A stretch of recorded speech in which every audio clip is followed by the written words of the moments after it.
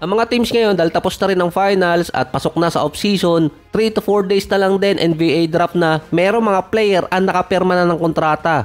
Off the table na si Daniel Gafford sa trade after niyang pumirma ng $60 million na contract extension sa loob ng 3 taon. So hindi na siya available sa trade sa free agency. Magiging available siya by December or kaya February. Doon kasi mawawala ang restriction ni Gafford. Meron mga rumors na isa sa mga player or center ng Dallas ang iti-trade. Kaso hindi na siya kasama doon. Si LaMelo Ball naman sinabi ni Sham na wala siyang naririnig na trade rumors tungkol sa kanya. Ang tagal na nung nasa Clippers. Parang nagmamakaawa na nga si LaVar Ball na kunin si LaMelo dahil sa statement niya nung nakaraang linggo. Ang sinabi naman ni Sham, open ang Hornets na i-trade si LaMelo or nag-iintay lang sila ng team na mag-o-offer na kumuha sa kanya. Ready na silang bitawan si LaMelo Ball. Dahil merong mga trade ang nangyayari bago yung draft. Nakasama din yung mga selection ngayong taon. Ang mahirap lang kay LaMelo, malaki ang kontrata niya at kahit pa nag-a-average siya ng 20 points per game pataas, naging all-star pa, para lang din siya si Zion. Pang-umpisa lang ng season, hindi nakakatapos. Mahirap isiksik sa salary cap yung malaking kontrata niya. Isa pa doon, bago ang trade ni Kevin Durant sa Suns, ang Clippers ang isa sa mga silent team na nakipag-discuss sa Phoenix Suns para makuha siya. Ngayon naman parang officially nilagay na si LaMelo sa trade block. Hindi nga lang alam kung kaagatin ng Clippers yun na kunin siya mula sa Hornets. Malaking red flag sa ngayon si LaMelo dahil sa kontrata niya at health status. Mukhang bargain na makukuha si LaMelo ng ibang mga teams dahil sa sinabi ni Sham para nag-iintay na lang yung Hornets na kunin siya sa kanilang team.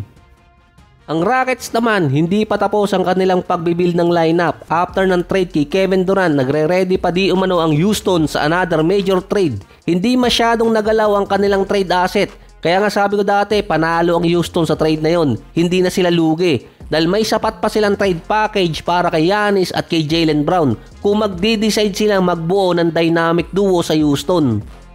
Mahihirapan nga lang ang Rockets na magbuo ng lineup kung si Giannis ang kukunin nila sa trade dahil may intention ang Bucks na i-retain siya at hefty price ang bibitawan ng Houston. Lalo na't nawala si Brooks at si Jalen Green na pwede sana nilang gamitin. Meron pa naman natitira ang Houston kaso ayaw naman nilang ibigay yung mga player na yon. Kung si Jaylen Brown naman, iba ang intention ng Boston ang magpababa ng kanilang payroll at next year wala pa si Jason Tatum dahil sa injury. Ang isa sa mga team na interesado rin dito kay Brown ay San Antonio. Kaya hindi nakipag-trade ang San Antonio sa Phoenix Suns para kay Kevin Durant dahil gusto ng Phoenix na isama si Stephon Castle at ilang draft pick sa package kaso hindi pumayag doon ang San Antonio. Parang no choice na rin kasi doon ng Phoenix Suns kaya pumayag sila sa Rockets para kay Brooks at Green na merong 5 second rounder. Si Jaylen Brown nasa trade block na ng Boston, nakikinig na sila sa mga offer. Kaso malamang malaki din ang hingin nilang kapalit. Yun nga lang ang game changer dito sa Houston yung kontrata ni VanVleet. Kaso kung gagawin lang din ng Rockets yung ginawa ng Suns na merong Kevin Durant tapos kumuha pa ng isang superstar na merong malaking kontrata, mauulit lang din yung nangyari sa Suns. May restriction sa salary cap. Bali wala din yung trade dito kay Kevin Durant dahil mahihirapan silang magbuo ng lineup. Ang Lakers naman ayaw pa rin paawat para makuha si Walker Kessler mula sa Utah Jazz.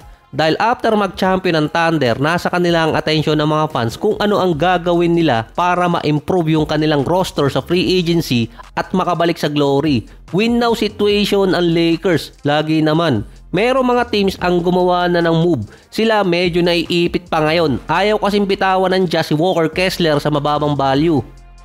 Kaya ang atensyon ng Lakers nakapokus naman ngayon kay John Collins. Para kasi mapapayag ang Jazz, kailangan kasi magsama ng first round pick.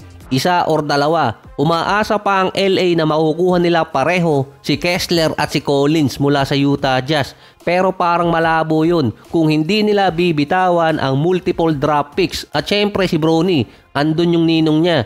Hindi mawawala yung multiple draft picks sa package papuntang Utah Jazz dahil yun ang hinahabol nila. Isa pa si Kessler, yung center na hinahanap ng LA. Mababa yung contract, rebounder, defensive player, shot blocker, halos katulad ng kay Mark Williams. Halos ganung value din ang possible ibigay ng LA para makuha siya sa Jazz.